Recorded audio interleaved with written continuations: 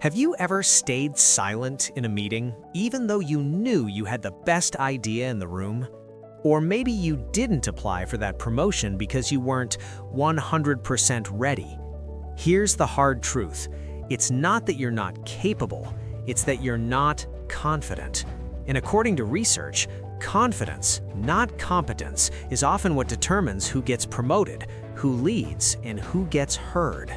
Today, we're breaking down the confidence code, and more importantly, how you can build unshakable confidence starting today. But before we dive in, if you want practical book insights that actually change your life, hit subscribe now. This channel is about transformation, not just summaries. Let's begin. 1. It's not enough to be good. One of the most powerful ideas in this book is simple. Being good at your job is not enough. The authors found something shocking. Across industries, sports, military, corporate, women consistently underestimate their abilities compared to men. Even high achievers say things like, "I got lucky," or "I'm not ready yet," or "I need more experience." Meanwhile, less qualified men apply anyway. Research shows men apply for jobs when they meet about 60% of the qualifications. Women tend to wait until they meet 100%. That gap? That's the confidence gap. And here's the painful part. Confidence often matters more than actual ability when it comes to influence and leadership. So if you've been waiting to feel ready, you might be waiting forever. 2. Confidence is action, not a feeling. Here's where the book changes everything. Confidence is not positive affirmations, loud personality, pretending you're fearless. Confidence is behavior.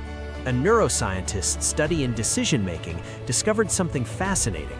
Confidence is tied to action, not emotion. You don't become confident and then act. You act, and that builds confidence. This is why overthinking kills confidence.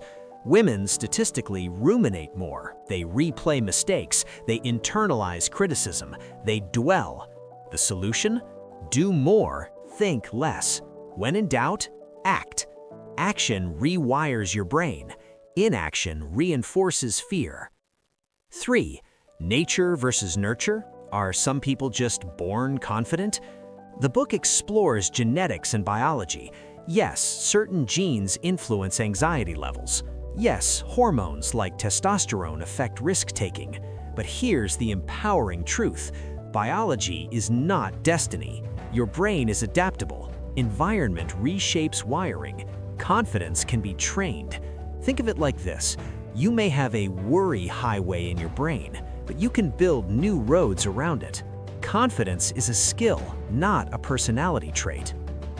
4. Why women struggle more with confidence. This part is powerful. From childhood, girls are often rewarded for being nice, being careful, being perfect. Boys are rewarded for competing, taking risks, winning. Girls are more likely to quit sports earlier, fear being disliked, internalize criticism, tie confidence to appearance. By adolescence, girls' self-esteem drops significantly compared to boys, and this pattern follows them into adulthood. At work, assertive women are labeled aggressive. Mistakes feel personal. Perfectionism becomes paralyzing. But here's the key insight. Understanding the system frees you from it. Once you see the pattern, you can break it. 5. Failure is the secret weapon. This might be the most important lesson in the book. Failure grows through failure. Not praise, not protection, not perfection. Failure. The authors introduce the idea of fail fast. Instead of aiming to avoid mistakes, aim to learn quickly. Every small risk builds resilience. Every uncomfortable step expands your identity. Confidence isn't built in comfort, it's built in exposure. So ask yourself, where am I playing small to avoid failing? 6. Practical confidence habits you can start today. Here are actionable tools from the book. Checkmark. Stop ruminating. When you catch yourself replaying a mistake, interrupt it. Replace the thought with facts, not feelings. Checkmark. Shift from me to we. Focus on impact. When you think about helping others instead of protecting yourself, fear shrinks. Checkmark. Practice power language. Avoid upspeak or ending statements like questions. Speak declaratively, slowly, calmly. Checkmark. Celebrate wins. Keep a private record of accomplishments. Confidence needs evidence. Checkmark. Take one small risk daily. Send the email, share the idea, ask the question. Confidence compounds. 7. The third way of confidence. The final chapter delivers a beautiful insight. Confidence doesn't have to look aggressive. It doesn't have to be loud. There's a third way. You can be warm and strong, collaborative and decisive, vulnerable and powerful. Authentic confidence is sustainable confidence. The goal isn't to become someone else. The goal is to act fully as yourself without apology. Final message. Here's what the confidence code ultimately teaches. Think less, act more, fail faster, be authentic. Confidence isn't a gift given to the lucky. It's built decision by decision. And the best part?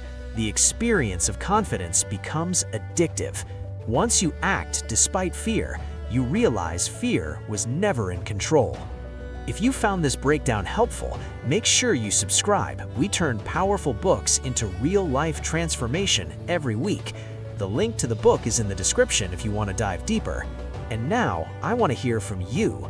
What is the one book that changed your life? Drop it in the comments. I might feature it next.